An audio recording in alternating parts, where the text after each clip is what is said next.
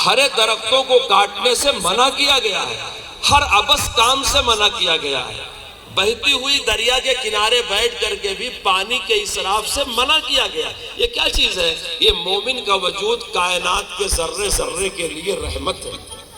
مگر ہمارے school college میں جو نصاب پڑھایا جاتا ہے وہ سراسر خدا فراموشی کا اور خود فراموشی کا پڑھایا جاتا ہے۔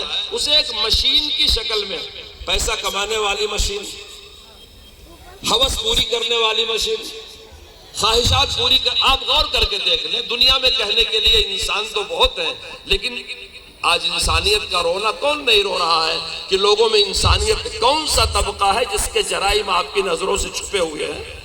آپ مجھ سے زیادہ جانتے ہیں، فلاں مافیا، فلاں mafia, medical mafia, education mafia, law mafia, نہیں، آپ غور کر کے دیکھ لیں۔ ایسی حالت میں ہمارا ایک بچہ جس زہر آلود ماحول میں زندگی بسر کر رہا ہے، اس کو سائنس میں، میڈیکل میں، جغرافیہ میں، تاریخ میں، سلیبس میں، ادب میں زہر گھول کر کے پلایا جا رہا ہے۔ ایک راستہ بچا ہوا ہے آپ کے پاس آ کر کے آپ سے پوچھنے کا، اور جب وہ آپ سے پوچھنے کے لیے آتا ہے اور آپ کا رویہ اس کو شرمندہ کر دیتا ہے تو وہی آدمی آئندہ جا کر کے شکیلی ہوتا ہے، وہی گوہر شاہی ہوتا ہے، وہی قادیانی ہوتا ہے، وہی گمراہ۔ آپ نے گمراہیوں کا یہ نام رکھا ہے، گمراہی کا سب سے بڑا نام ہے بے ادبی۔ اگر آپ اس کے ساتھ دین کی بات کرتے پیار و محبت سے تو اس کے دل میں دین کا ادب ہوتا، قرآن کا ادب ہوتا، کیونکہ آپ قرآن کے ترجمان ہیں، آپ دین کے ترجمان ہیں، آپ سنت کے ترجمان ہیں، آپ حسن اخلاق کے ترجمان ہیں۔ یاد رکھو، اسلام میں وہ تاثیر ہے کہ اسلام کی باتوں سے بڑے عقل مند آدمی کا دماغ مسخر ہوتا ہے اور بڑے سے بڑے دشمن کا دل متاثر ہوتا ہے، دلوں پر اثر پڑتا ہے۔ پھر میں قاری امیر حسن صاحب رحمۃ اللہ علیہ کو یاد کرتا ہوں، وہ فرمایا کرتے ہیں مفتی صاحب، اللہ نے جیسے پیسے میں تاثیر رکھی ہے، حسن میں تاثیر رکھی ہے، منصب میں تاثیر رکھی ہے، مفتی صاحب اللہ نے دین میں بھی تاثیر رکھی۔ میں اپنے علماء فضلہ سے کہنا چاہوں گا، اس دین کے وارث آپ ہیں۔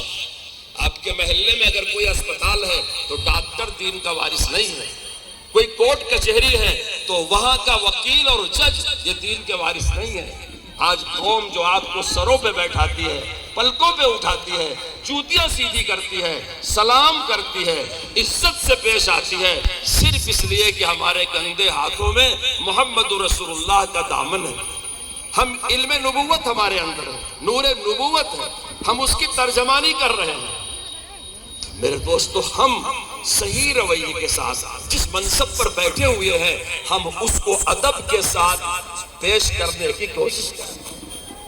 میں ایک بات کہہ کے اپنی بات ختم کروں گا، زمانے کے بدلنے سے احکام بدل جاتے ہیں۔ جب دنیا میں غلبہ تھا اسلام کا، خلافت کا نظام ملکوں میں قائم تھا، حکومتوں کا ماخذ قانون کتاب و سنت ہوا کرتا تھا، اس وقت علماء کی ذمہ داری صرف ایک ہوتی تھی کہ وہ بتا دے کہ یہ الحاد ہے، یہ زندقہ ہے، یہ ارتداد ہے، یہ گناہ کبیرہ ہے، یہ جرم ہے، اس کی یہ سزا ہے، یہ تعزیر ہے، اور ان برائیوں کے پھیلنے کا روکنا یہ خلیفۃ المسلمین کی ذمہ داری ہے، سرکاری منصبداروں کی ذمہ داری، عہدیداروں کی ذمہ داری ہے۔ صرف کہہ دینا ان کی ذمہ داری ختم ہو جاتی ہے۔ لیکن ہم جس جمہوری دور میں گزارا کر رہے ہیں، جس لبرلزم کے دور میں گزارا کر رہے ہیں، جس سوشلزم کے دور میں گزارا کر رہے ہیں، اس کا بھوت آج پوری دنیا میں اتنا چھایا ہوا ہے کہ حجاز کے ممالک میں قومی دن منایا جاتا ہے۔ آپ غور کر کے دیکھ لو، چو کفرز کعبہ برخیزت کجا مانت مسلمانی، معمار حرم باز بتعمیر جہاں خیز، از خواب گرا خواب گرا خواب گرا خیز۔ اپنے زمانے کے احوال کو سمجھنا یہ علماء کی ذمہ داری ہے۔ آپ نے کتاب پڑھی ہے، میں آپ سے درخواست کرتا ہوں سماج پڑھو، اس کے تقاضوں کو پڑھو۔ ہماری صرف اتنی ذمہ داری نہیں ختم ہوتی کہ ہم کہہ دیں فلاں فلاں چیز منکر ہے، فلاں فلاں چیز بدعت ہے، فلاں فلاں فرقہ مرتد ہے، فلاں فلاں فکر الہادی ہے، بلکہ ہم کو زمین بھی تیار کرنا ہے، اسے زرخیز بھی بنانا ہے، اس میں بیج بھی ڈالنا ہے، ان فصلوں کی حفاظت بھی کرنا ہے، پھر اللہ کی اس نعمت کو سلیقے سے ان مستحقین اور بھوکے لوگوں تک پہنچانا بھی ہے جن کی روزی اللہ نے اس میں لکھ رکھی ہے۔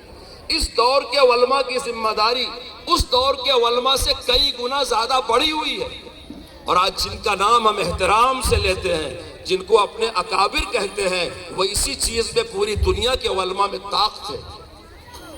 ہم جب نام لیتے ہیں پوری عقیدت سے حاجی امداد اللہ مہاجر مکی کا، مولانا رشید احمد گنگوہی کا، مولانا اشرف علی تھانوی کا، شیخ الہند محمود حسن دیوبندی کا، مولانا حسین احمد مدنی کا، مولانا الیاس کاندھلوی کا، آپ تاریخ عالم پہ نگاہ دوڑا کر کے دیکھ لیں، ہمارے عوام بھی ان بزرگوں کا نام جانتے ہیں۔ آج سارے مدرسے، ساری خانقاہیں، ساری مسجدیں، ساری تحریکیں انہی اللہ والوں کی برپا کی ہوئی۔ ان کے زمانے میں دنیا میں اور ملکوں میں اور بھی علماء تھے، لیکن ان علماء کا وہی احساس اور ادراک تھا جو میں آپ کے سامنے پیش کر رہا ہوں۔ انہوں نے اسی نہج پہ کام کیا، ہم کو اور آپ کو اسی نہج پر کام کرنا ہے۔ ایک بات سنا کہ اپنی بات ختم کرتا ہوں۔ ابھی ختم نبوت کی تربیت کی اسناد تقسیم کی گئی، اس موضوع پہ ہم لوگوں نے تربیت لیا ہے مولانا محمد منظور چنیوٹی سے، جو پاکستان سے ہندوستان بلائے گئے تھے۔ اللہ مولانا مرغوب الرحمان صاحب دارالعلوم دیوبند کے محترم کو غریق رحمت کرے، انہوں نے بڑی جرات سے ان کو بلایا تھا۔ اس وقت ہم لوگ طالب علم تھے، ہم نے ان سے تربیت لیا۔ ان کی کتاب بھی چھپی ہوئی ہے، رد مرزائیت کے ضروری اصول، آپ پڑھیے گا۔ اس کتاب کا انتساب انہوں نے اپنے استاد مولانا حیات محمد کی طرف کیا ہے۔ انہوں نے بتایا کہ مجھے یہ سوز دروں، یہ درد، تخت و تاج نبوت کی حفاظت کے لیے ان قربانی کا جذبہ مولانا حیات محمد سے وراثت میں ملا ہے۔ اور یہ مولانا حیات محمد علامہ کشمیری، مولانا انور شاہ کشمیری رحمت اللہ علیہ کے شاگرد تھے، ان کے تربیت یافتہ تھے۔ سن 47 میں ملک بٹ گیا اور مرزا محمود یہاں سے مملکت خداداد کو جنت سمجھ کر کے پوری قادیانی جماعت کے ساتھ ہجرت کر کے وہاں پہنچ گیا۔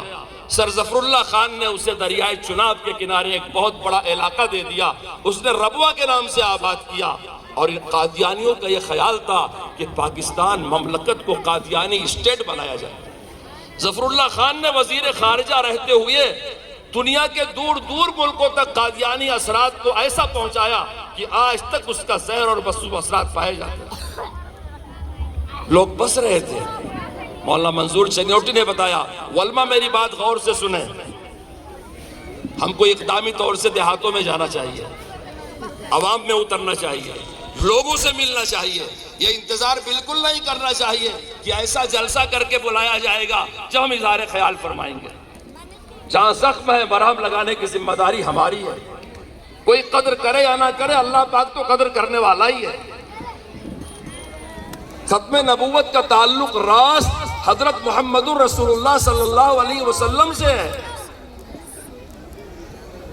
مولانا حیات محمد صاحب کے بارے میں بتایا مولانا منظور چنیوٹی نے کہ ایک لکڑی کے بکس میں کتاب، اشتہار، پرچے، پمفلٹ رکھ لیتے، کندھے پہ رکھتے، سبزی بیچنے والے کی طرح چناب نگر، ربوہ، جس کو صدیق آباد کہا گیا بعد میں، گھوم گھوم کے گلی میں اعلان کرتے ہیں، لوگوں ختم نبوت کا مسئلہ سمجھ لو، اجراء نبوت کا مسئلہ سمجھ لو، رفع و نزول، جتنے موضوعات ہیں آواز لگاتے۔ یہ چھوٹا عالم نہیں تھا، یہ علامہ کشمیری کا شاگرد تھا، حدیث پر عبور تھا، تفسیر پر عبور تھا، لیکن عیش کی زندگی چھوڑ کر کے مسلمانوں کا ایمان بچانے کے لیے، ان قادیانی ڈاکوؤں سے مسلمانوں کا ایمان محفوظ رکھنے کے لیے وہ آدمی زمین پہ اترتا ہے، اس کا چپل گھس جاتا ہے، لکڑی کا صندوق کندھے پہ اٹھاتا ہے، کندھے کا کپڑا گھس جاتا ہے، کرے پڑ جاتے ہیں، اسے نہانے دھونے کی فکر نہیں ہوتی۔ ان کے دیکھنے والے کئی لوگوں نے بتایا کہ پوری دیوانگی کے ساتھ وہ آدمی چلتا تھا۔ آپ نہیں اندازہ کر سکتے اگر وہ دیوانگی نہ ہوتی اور مولانا عطا اللہ شاہ بخاری نے اس کے بعد اس کام کو اور آگے نہ بڑھایا ہوتا، پھر مولانا یوسف بن نوری نے اور محنت نہ کیا ہوتا، پھر مولانا اسد مدنی نے اس فتنے کو رابطہ عالم اسلامی میں نہ اٹھایا ہوتا، تو آج جو ہم اعلان کرتے ہیں کہ قادیانی جو خود کو احمدی کہتے ہیں، کافر، دائرہ اسلام سے خارج ہے، یہ کہنا آسان نہیں تھا۔ کرناٹک کے مسلمان خوش نصیب مسلمان ہیں کہ کرناٹک کی ہبلی کوٹ کے कुलकर्णी जज ने, मैंने वो मुकदमा नंबर के साथ छाप रखा है, कादियानियों के मस्जिद का मीनार तोड़वा के गिरा दिया था। ये 1954 की बात थी कि कादियानी मुसलमान नहीं है, इनको इस्लामी अलामत इस्तेमाल करने का अख्तियार नहीं है। धारवाड़ के कब्रिस्तान से घोड़े सवार के कब्र की हड्डियां निकाल करके अलग कर दिया था। क्यों? मौलाना रियाज साहब ने इस बात को साबित किया था कोर्ट में कि कादियानी मुसलमान नहीं है। कर्नाटक के देहातों में मुख्तलिफ बहाने से कादियानी मुबल्लिगीन आते हैं, अवाम में घुसते हैं, उनको मानूस करते हैं, छोटे छोटे देहातों में बड़ा बड़ा किराया दे करके मकान लेते हैं और उन्हीं के साथ जिंदगी गुजारते हैं। सालाना बहुत सारे बच्चों को कादियान तक ले जाते हैं। एक दास्तान फैली हुई है। मैंने इसे